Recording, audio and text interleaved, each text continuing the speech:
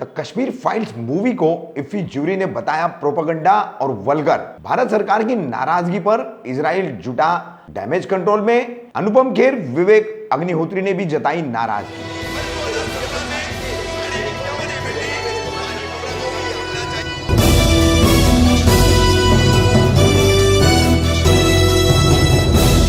कामदार हिंदुस्तानी reporter में आपका स्वागत है। फिल्म प्रोड्यूसर और डायरेक्टर विवेक अग्निहोत्री की film the Kashmir files Kashmir में कश्मीरी पंडितों पर होने वाले अत्याचार, आतंकियों द्वारा उन पर ढाया जाने वाला जुल्म, और इसको एक फिल्म में बदल करके फिर इस फिल्म के जरिए इस तरीके का संदेश देने का एक बहुत ही घिनौना प्रयास जिसे कहा जा सकता है, कोशिश जिसे कहा जा सकती है कि एक समुदाय विशेष के ऊपर उसका आरोप थोपने की एक बिल्कुल पब्लिसिटी जो है वो शुरू की गई, एक प्रचार तंत्र जो है वो शुरू किया गया। बहरहाल international film festival of India, इसके आयोजन में कई विदेशी फिल्मों के साथ, कई बहुत ही अच्छी फिल्मों के साथ 15वें नंबर पर द कश्मीर फाइल्स भी थी। मगर इस international film festival of India की जो जूरी पैनल था, उसके जो हेड है इजराइल के हैं नादव लैपिड ने साफ तौर पर कहा कि ये फिल्म देख करके बहुत ही झटका लगा, स्तब्ध रह गए।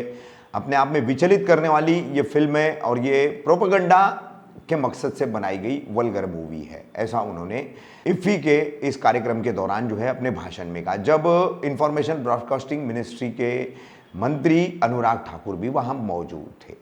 अब इस बयान के बाद भारत ने इजरायली राजदूत के पास अपनी नाराजगी जताने के बाद भारत में इजराइल के जो राजदूत है नोआन गिलॉन, इन्होंने बाकायदा ट्वीट करके माफी मांगी है और कहा कि भारत से हमारे काफी पुराने संबंध है और किसी के निजी विचारों के चलते जो है उस पर फर्क नहीं पड़ना चाहिए। दूसरी तरफ अपनी फिल्म पर, जिसमें अभिनेता के तौर पर और एक कश्मीरी पंडित होने के नाते अनुपम खेर ने अपना दर्द बयान किया है और उन्होंने इस पर प्रतिक्रिया दी है कि असत्य कितना भी ऊंचा हो जाए, कितनी भी उसकी ऊंचाई बड़ी हो जाए, मगर वो सत्य के सामने हमेशा छोटा होता है। इस तरीके से उन्होंने नादाव लैपिड की इस वक्तव्य पर जो है पलटवार किया है। तो विवेक अग्निहोत्री ने क्या कहा है वो हम आपको दिखा रहे हैं। विवेक अग्निहोत्री का कहना है कि अगर मेरी फिल्म जो है वो तथ्यात्मक नहीं है, अगर वो वल्गर है और सिर्फ एक प्रचार तंत्र के तौर पर है, अगर इसको साबित करके बताते हैं इजराइल के फिल्म मेकर्स और दुनिया भर के बुद्धिजीवी, तो मैं फिल्म जगत को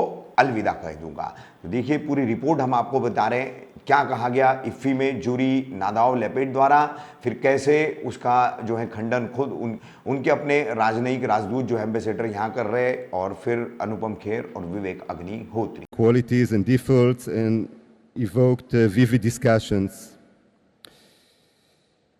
We were, all of us, disturbed and shocked by the 15th film, by the movie Kashmir Files, that felt to us like a propaganda vulgar movie, inappropriate for an artistic competitive section of such a prestigious film festival. I feel totally comfortable to share openly these feelings here with you on stage, since the spirit that we felt in the festival can surely accept also a critical discussion, which is essential for art and for life. Thanks a lot. My friend Kobe, Consul General of Israel in Mumbai, thank you for coming. My people will want to know, why have you come? Last time you came to praise Kashmir Files. It's true. I saw Kashmir Files a year ago, and for me it was a very dramatic film that I've seen. But when I've heard the name Kashmir Files, sorry to say, your face is always in front of them. You are the face of Kashmir Files. You gave the place to a people that suffered, and you've mentioned it before.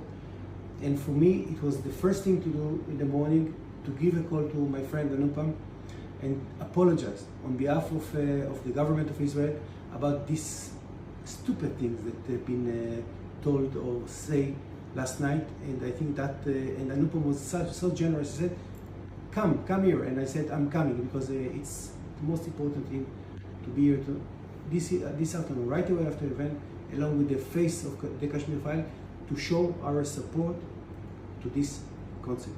It's nothing to do with Israel.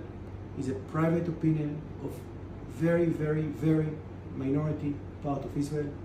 and I But think I'm that thankful to you before you come. You didn't have to, but I'm happy, and now I'm going to offer you some nice Indian food. And thank you very much. The love that we have got from Israel, apart from Kashmir Files, otherwise, always, I have some very dear friends over there, and that love will always remain there. thank you, my friend. Thank you. Thank you so much. दोस्तों, कुछ लोगों को सच जैसा है वैसा ही देखने और दिखाने की आदत नहीं होती। वो उस पर अपनी मनपसंद खुशबू, अपना मनपसंद जायका, अपने मनपसंद रंग लेप कर, सजा कर, संवार कर देखने के आदी होते हैं। कश्मीर का सच उन्हें पच नहीं रहा है और वो चाहते हैं कि उसे किसी अच्छे, रंगीन, खुशनुमा चश्मे से देखा और दिखाया जाए, और यही वो करते आए हैं पिछले 25-30 साल से। और आज जब उनकी इस पूरी मेहनत पर पानी फेर दिया है कश्मीर फाइल्स ने, सच को जैसा है वैसा ही दिखाकर, तो उन्हें बहुत तकलीफ हो रही है, पेट में मरोड़ उठ रहे हैं, और वो गाहे बगाहे अपने मुंह से अपनी इस तकलीफ को जाहिर करते रहे। जो सच भयावह है, और जो सच बद्धा है, और जो सच जितना नंगा है, उसे अगर आप देख नहीं पाते तो आंखें मींच लीजिए, मुंह सी लीजिए, उसका मजाक उड़ाना बंद कीजिए, क्योंकि हम इस सच के भुक्तभोगी हैं। हमने और हमारी बेटियों और बहनों ने इस सच को झेला है। हमारी पीढ़ियां आज भी इस सच से त्रस्त हैं। ये सच हमारे जीवन का एक अभिन्न हिस्सा बन गया है। आप जाइए, पीड़ितों से पूछिए उनका सच, उनका भद्दा भयावह सच। भारत और इजराइल आपस में दोस्त हैं। दोनों मुल्क आतंकवाद का शिकार रहे हैं। एक आम इजरायली कश्मीरी हिंदुओं का दर्द समझता है। बाकी हर देश में देश के दुश्मन अपने ही कुछ होते हैं, ये भी एक सच है। जय हिंद। दोस्तों, कल इफी गोवा में वहां एक ज्यूरी के चेयरमैन ने बोला कि द कश्मीर फाइल्स एक प्रोपेगेंडा और वल्गर फिल्म है। मेरे लिए कोई नई बात नहीं है, क्योंकि इस तरह की बातें तो सारे टेररिस्ट ऑर्गेनाइजेशंस, अर्बन नक्सल्स और भारत के टुकड़े टुकड़े करने वाले लोग हमेशा से बोलते ही आए हैं। लेकिन मेरे लिए जो एक बहुत ही आश्चर्यजनक बात हुआ है कि भारत सरकार द्वारा आयोजित, भारत सरकार के मंच पे कश्मीर को भारत से अलग करने वाले टेररिस्ट लोगों के नैरेटिव को सपोर्ट किया गया, और उस बात को लेके भारत में ही रहने वाले कई भारतीयों ने उसका इस्तेमाल किया भारत के अगेंस्ट। आखिर ये लोग कौन हैं? ये वही लोग हैं जो कश्मीर फाइल्स के 4 साल पहले जब मैंने रिसर्च चालू किया था, तब से इस फिल्म को प्रोपेगेंडा बोल रहे हैं। 700 लोगों के पर्सनल इंटरव्यूज के बाद ये फिल्म बनी है। क्या वो 700 लोगों जिनके माँ बाप, भाई बहनों को सरेआम काट दिया गया, गैंगरेप किया गया, 2 टुकड़ों में बांट दिया गया, क्या वो सब लोग प्रोपेगेंडा और अश्लील बातें कर रहे थे? जो पूरी तरह से एक हिंदू लैंड हुआ करता था, आज वहां हिंदू नहीं रहते हैं। उस लैंड में आज भी आपकी आंखों के सामने चुन चुन के हिंदुओं को मारा जाता है। क्या ये प्रोपेगेंडा और अश्लील बात है? यासीन मलिक ने अपने टेरर के जुर्मों को कबूल करके आज वो जेल में सड़ रहा है। क्या ये प्रोपेगेंडा और अश्लील बात है? दोस्तों, ये बार बार सवाल उठता है कि कश्मीर फाइल्स जो है वो एक प्रोपेगेंडा फिल्म है, मतलब वहां कभी हिंदुओं का जेनोसाइड हुआ ही नहीं। तो आज मैं विश्व के सारे बुद्धिजीवियों को, इन अर्बन नक्सल्स को चैलेंज करता हूं, इन महान फिल्म मेकर जो इजराइल से आए उनको भी चैलेंज करता हूं कि कश्मीर फाइल्स का एक शॉट, एक डायलॉग, इवेंट कोई अगर प्रूव कर दे कि ये पूरी तरह से सत्य नहीं है, तो मैं फिल्में बनाना छोड़ दूंगा। दोस्तों, ये लोग हैं कौन जो हमेशा भारत के अगेंस्ट खड़े होते हैं?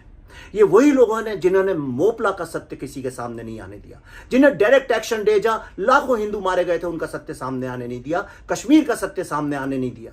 ये वही लोग हैं जो भारत में कोविड के वक्त जलती चिताओं को चंद डॉलरों में बेच रहे थे, और आज जब मैंने वैक्सीन वॉर को अनाउंस किया है तो उसके अगेंस्ट खड़े हो गए। पर मैं डरने वालों में से नहीं हूं। आपको जितने फतवे इशू करने हैं करिए, लेकिन मैं लड़ता रहूंगा। जय हिंद।